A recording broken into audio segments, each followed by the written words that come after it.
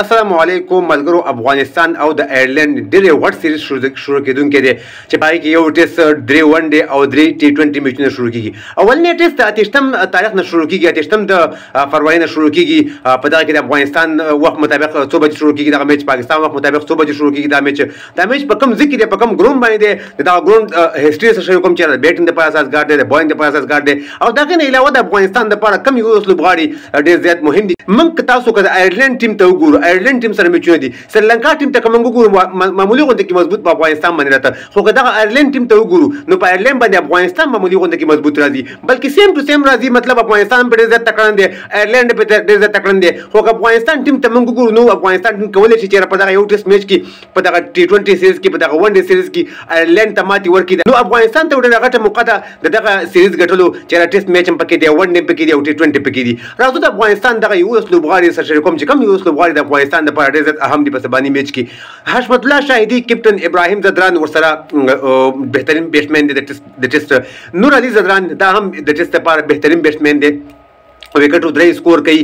اکرام علي خیل دا به ورسره وکټ کیپر شي او ورسره به میډل آرډر کې بیټینګ ته راوځي. رحمت شاه هم بهترین بیټسمین دی، فورم کې هم دی، د ټیسټ لپاره بهترین بیټسمین دی.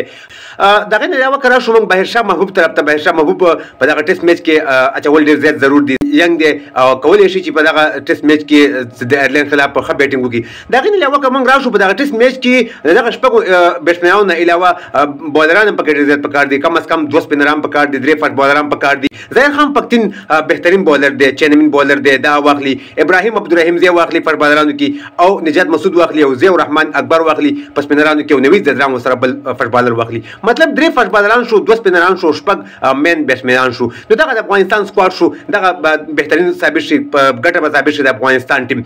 دغه میچ د افغانستان وخت مطابق 9 بجې دی، د پاکستان وخت مطابق 11 بجې دی. دغه په دوبۍ کې دی، په دوبۍ انټرنیشنل کرکټ ګراوند باندې دی. د دوبۍ دغه ګراوند چې کوم دی، دغه هر وخت بیټینګ لپاره هم سازګار وي، بالر سره هم کومک کوي، بیټسمین سره هم کومک کوي.